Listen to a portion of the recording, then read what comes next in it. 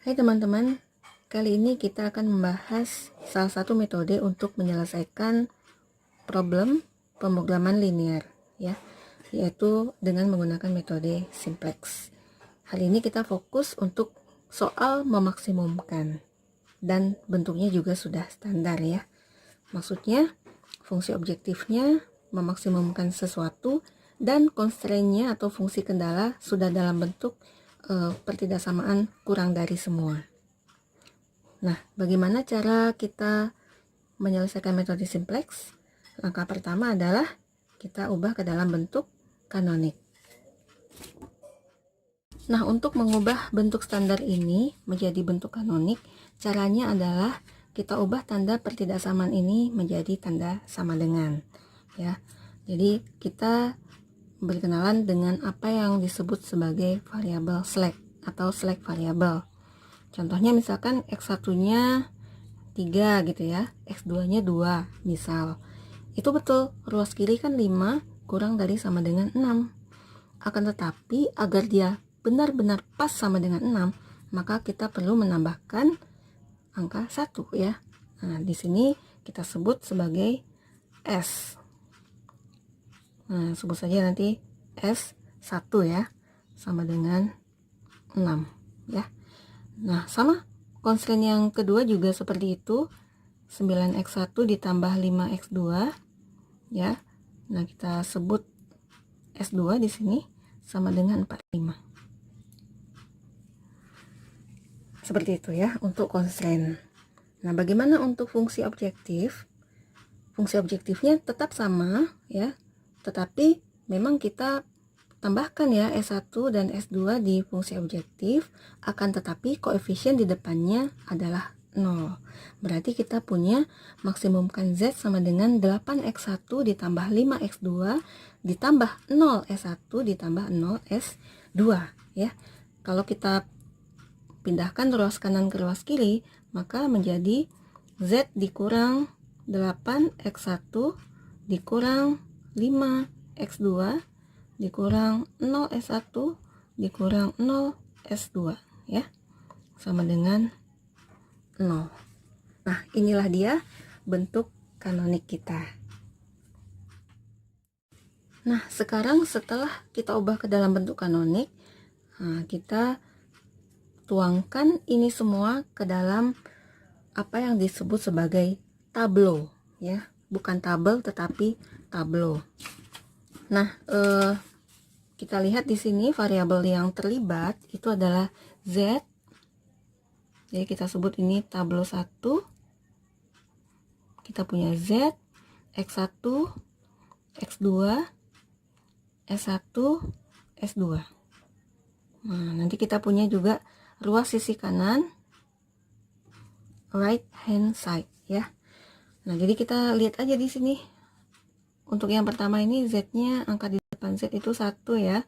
Kemudian min 8 gitu, min 5 ya, 0 0 0 ya. Jelas ya. Kemudian untuk baris yang kedua ini, atau bolehlah kita sebut ini B0, ini B1, ini B2 gitu ya. Maka untuk B1 ini, maka angka di depan Z-nya tidak ada ya, 0. Kemudian 1 1 1 0 6 ya. Kemudian yang terakhir 0 9 5, ini tidak ada, 0 1 4 5. Nah, tableau 1 selesai ya, gampang ya. Nah, sekarang kita boleh tambahkan ya apa yang disebut sebagai basis ya, atau basic atau basis ya. Nah, basis di sini kita lihat mana yang dalam satu kolom itu dia komponennya 1, yang lain 0. Nah, jadi di sini tentunya basisnya Z. Kemudian yang ini basisnya ini S1. Nah, kemudian di sini S2.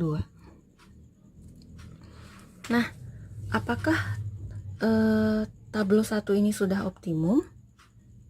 Belum ya, karena di sini sebut saja ini B0 B1, B2. Nah, karena unsur B0 ini masih ada yang negatif. Nah, kalau ditanya solusi untuk tabel 1 ini apa? Maka S1-nya 6, S2-nya 45, X1, X2-nya masih 0, dan nilai Z-nya juga 0 ya. Nah, adakah cara untuk kita memperbaiki fungsi objektif 0 ini menjadi sesuatu? Ada. Caranya adalah kita pilih mana yang paling negatif. Ya, di sini min 8 paling negatif. Ya, jadi ini kita nobatkan sebagai kolom kunci ya. Jadi kolom kuncinya yang ini ya, karena B0 ini paling negatif di min 8 ya. Nah, ini kita sebut kolom kunci ya. Jadi kita fokus ke sini.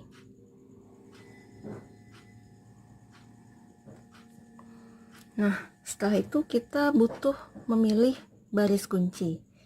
Caranya adalah kita tambahkan di sini apa yang disebut sebagai rasio ya. Nah, jadi kita perbandingkan ini per ini per ini ya. Berarti kita punya 6 per 1 yaitu 6, dan 45 per 9 sama dengan 5. Nah, mana yang menjadi baris kunci itu adalah mana yang memiliki rasio yang paling kecil. Nah, berarti ini yang paling kecil ya. Jadi ini kita nobatkan sebagai baris kunci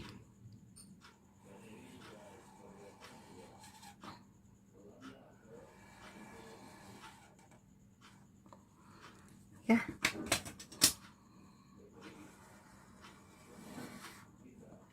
Nah, kolom kunci dan baris kunci ini berpotongan di apa yang disebut sebagai unsur kunci atau pivot. Nah, langkah selanjutnya adalah bagaimana kita jadikan unsur kunci ini menjadi angka 1, yang lainnya itu 0, 0. Ya, untuk itu kita butuh apa yang disebut sebagai operasi baris dasar. Ya, mengapa kita butuh ini 1 jadi 0, 0? Karena kita ingin mengeluarkan S2 dari basis ya. Kita nanti akan gantikan dengan X1 memasuki basis ya. Nah, demikian untuk tabel 1. Nah, sekarang kita akan menuju tabel 2 ya. Seperti yang sudah kita bahas tadi, kita perlu yang namanya operasi baris dasar ya. Nah, jadi kita ingin menjadikan unsur kunci ini ya menjadi angka 1. Nah, ini gampang ya. Bagaimana cara kita menjadikan dia 1? Itu tentunya dikalikan 1 per 9 ya. Jadi kita nanti mengupdate. Oke. Kita punya B2 aksen ya. Jadi B2 mau kita update di tabel 2 nanti menjadi B2 aksen. Itu caranya adalah ya, kalikan ya 1/9 kalikan B2 semuanya tanpa terkecuali ya. Jadi nanti ini akan menjadi 1. Nah, bagaimana dengan B1 ya? B1 kita update menjadi B1 aksen ya. Itu tentunya di sini ada angka 1 ya. 1 ditambah berapa kali 1 hasilnya 0 ya. Berarti ya gampangannya gini aja, 1 dikurang 1 ya. Ini nanti kan menjadi 1. Jadi ini angkanya 1 ya. Berarti 1 dikurang 1 itu menjadi 0 ya. Berarti kita punya B1 mula-mula kita kurangkan dengan B2 aksen ya. Jadi kita memang memanfaatkan B2 aksen. Oke. Dan yang terakhir untuk B0 kita update menjadi B0 aksen. Di sini ada min 8 ya. Yang kita sebut sebagai B0. Nah, ditambah dengan 8 biar dia 0 ya, yaitu ditambah dengan 8 kalikan B2 aksen ya. Oke. Jadi nanti ini akan menjadi 1 0 0. Nah, untuk lebih jelasnya kita lihat di kertas buram ya. Nah, jadi untuk B2 aksen ya. B2 aksen itu sekarang ya 1/9 kalikan B2 ya. Jadi kita tulis semua sini, ini kalikan 1/9 semua ya. Maka hasilnya ini kalikan 1/9 tetap, ini menjadi 1, ini menjadi 5/9, ini menjadi 0, ini menjadi 1/9, dan sampai sini aja ya. 45 kalikan 1/9 hasilnya 5. Oke. Nah, kemudian yang ini ya, B1 aksen ya, itu adalah B1. Nah, ini kita catat aja dulu semua. Ada 0, 1, 1, 1, 0, 6 gitu ya. Kemudian dikurang B2 aksen ya, berarti kita kurangkan dengan ini semua ya. Berarti kita punya dikurangkan dengan 0 kurang 1 kurang 5/9 dikurang 0 dikurang 1/9 dikurang 5 ya. Maka hasilnya nih berapa? 0 0 9/9 dikurang 5/9 ya, 4/9, 1 min 1/9 dan 1. Nah, itu adalah unsur B1 aksen ya. Nah, terakhir B0 aksen. Nah, B0 aksen itu adalah B0 mula-mula ditambah 8 kali B2 aksen ya. Berarti B0 nya ini kita tulis semua ya. 1 min 8 min 5 0 0 0 ya. Kemudian kita tambahkan dengan 8 kalikan B2 aksen ya. Berarti plus 8 kali 0, 8 kali 1, 8 kali 5/9, 8 kali 0, 8 kali 1/9, dan terakhir 8 kali 5 ya. Hasilnya adalah ini 1. Hasilnya 1 ya. Kemudian yang ini 0, kemudian yang ini min 5/9, ini 0, ini 8/9 ya, dan terakhir 40. Dan inilah yang menjadi unsur-unsur ya pada tablo 2 ya. Jadi nanti ini kita tulis ya, ini untuk B2 aksen, kemudian ini untuk B1 aksen, dan ini untuk B0 aksen. Kita tuangkan di tablo 2. Nah, ini dia tablo 2 kita ya. B0 aksen itu kita ambil dari ini ya. 1 0 min 5/9 dan seterusnya. Kemudian B1 aksen ini unsur-unsurnya ya, kita lihat ini. Nah, kemudian terakhir B2 aksen ini unsur-unsurnya gitu ya. Nah, sekarang pertanyaannya, apakah tablo 2 ini sudah optimal ya? Ternyata belum ya, karena masih ada yang negatif di B0 aksen ya, yaitu min 5/9. Oke. Nah, sekarang caranya sama seperti pengerjaan di tablo 1 ya. Jadi untuk memilih unsur kunci kita atau untuk memilih kolom kunci ya, kita pilih mana yang paling negatif, dan ini yang paling negatif. Kemudian kita perbandingkan ya untuk mencari baris kunci. Oke, kita mulai lagi. Ini kemudian kita perbandingkan 1/4/9 yaitu 9/4.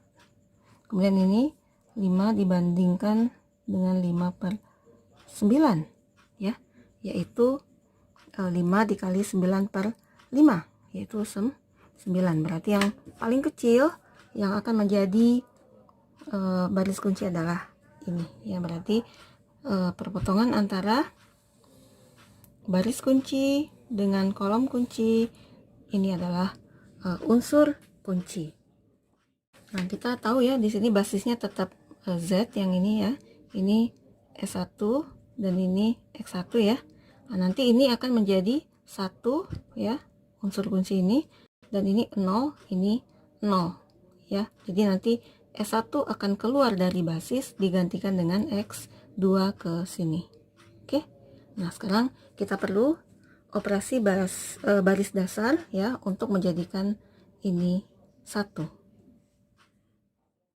Nah, sekarang tentunya ya kita akan update tabel 2 ini menjadi tabel 3.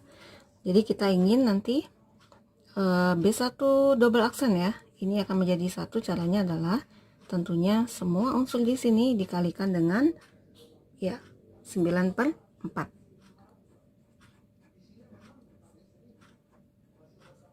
Oke. Nah, kemudian bagaimana dengan B0 double aksen? Nah, berarti ini ya ditambahkan dengan ya 5/9 dari 1 ya, berarti kita punya B0 double aksen adalah B0 aksen, kemudian kita tambahkan dengan 5/9 dari B1 double aksen ya. Jadi ini kita anggap nanti udah menjadi 1. Jadi ini min 5/9 ditambah 5/9 jadi 0 hasilnya. Dan yang terakhir adalah B2 double aksen ya, yaitu B2 mula-mula ya, kemudian ya kita kurangkan dengan 5/9 ya, berarti 5/9 dari B1 double aksen. Oke. Nah, kemudian ini dia perhitungan kita di kertas buram ya. Jadi kita punya B1 double aksen ya, bisa dapat dari 9/4 kali B1 aksen ya.